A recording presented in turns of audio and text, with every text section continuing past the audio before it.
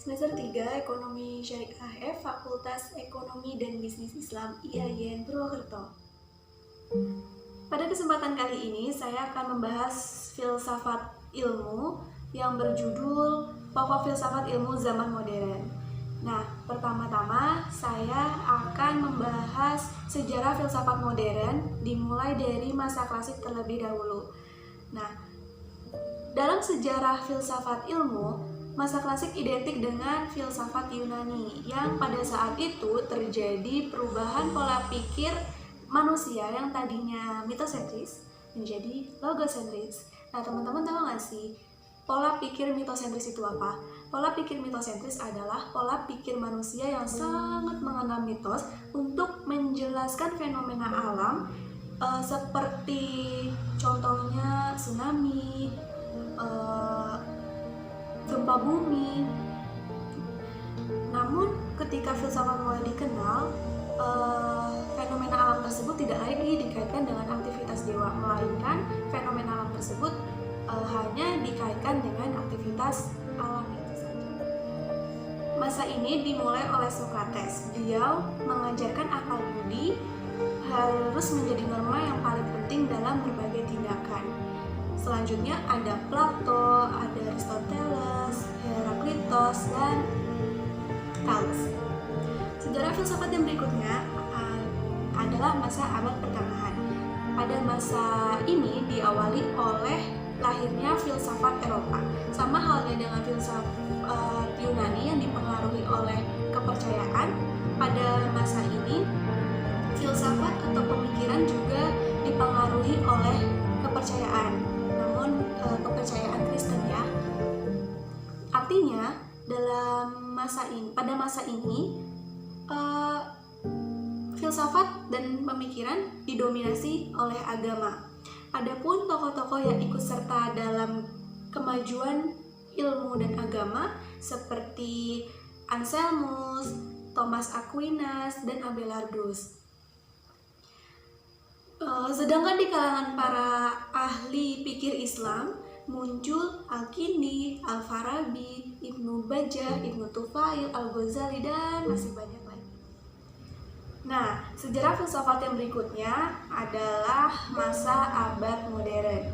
Filsafat modern ditandai dengan munculnya Renaissance. Pada masa abad modern ini, pemikiran filsafat lebih bersifat praktis, yang artinya pemikiran filsafat diarahkan pada upaya manusia untuk dapat menguasai lingkungan alam dengan menggunakan dasar-dasar metode ilmiah. Pada abad ke-18, perkembangan pemikiran filsafat mengarah pada filsafat ilmu pengetahuan nih, di mana pemikiran filsafat diisi upaya manusia, bagaimana cara atau sarana apa yang dipakai untuk mencari kebenaran dan kenyataan. Adapun tokoh-tokohnya seperti George Berkeley, David Hume, dan Rousseau. Kalau misalnya aku salah baca Rousseau, kalian bisa komen di bawah. Di Jerman muncul Christian Wolff dan Immanuel Kant. Dan pada abad ke-19 perkembangan pemikiran filsafat terpecah belah. Pemikiran filsafat pada saat itu telah mampu membentuk suatu kepribadian tiap-tiap bangsa dengan pengertian dan caranya sendiri. Ada filsafat Amerika, filsafat Prancis, Inggris, dan Jerman. Tokoh-tokohnya ada Hegel, Karl Marx, Auguste Comte, J.S. Mill, dan John Dewey. Akhirnya dengan munculnya pemikiran filsafat yang beragam ini berakibat tidak terdapat lagi pemikiran filsafat yang mendominasi, sehingga lahirlah filsafat kontemporer atau filsafat dewasa. Nah, baru saja kita memahami sedikit sejarah filsafat ya, yang dimulai dari masa klasik, lalu masa abad pertengahan, dan masa modern. Poin kedua, ada ciri-ciri filsafat modern.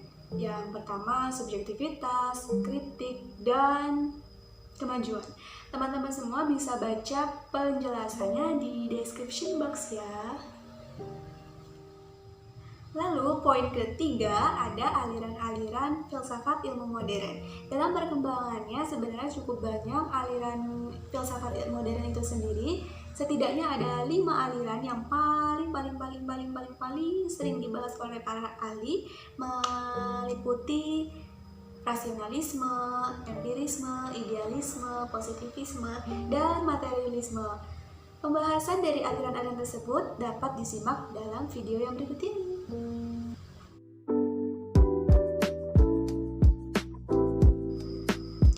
First, rasionalisme. Pemahaman ini beranggapan bahwa sumber pengetahuan manusia adalah rasio. Dalam proses perkembangan ilmu pengetahuan yang dimiliki oleh manusia harus dimulai dari rasio. Tanpa rasio, mustahil manusia dapat memperoleh ilmu pengetahuan.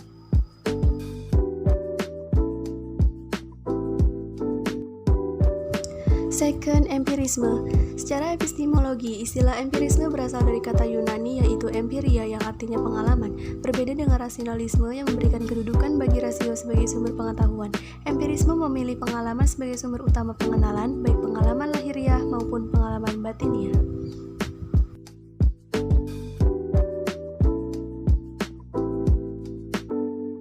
Next, third, idealisme.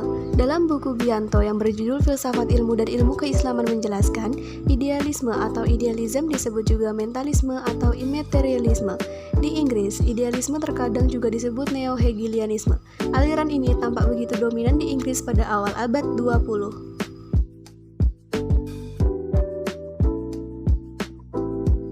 Next, positivisme.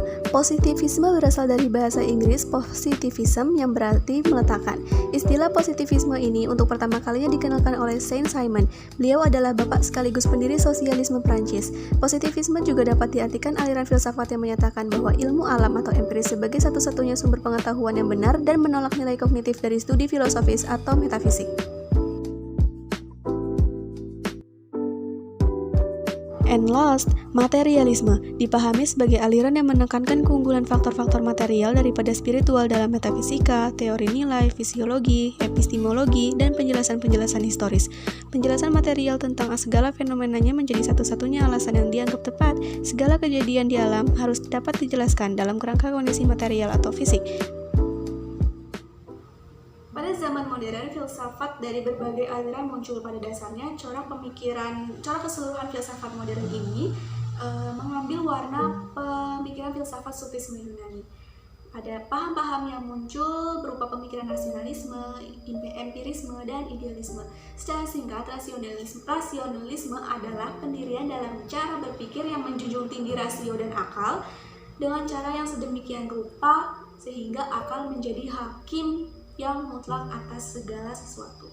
Yang kedua, empirisme.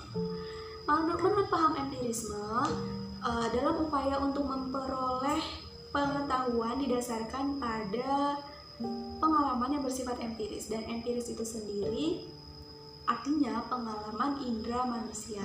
Dan yang ketiga, idealisme didefinisikan sebagai suatu ajaran, paham, atau aliran yang menganggap bahwa realitas ini terdiri atas ruh atau sukma atau jiwa, ide, dan pikiran.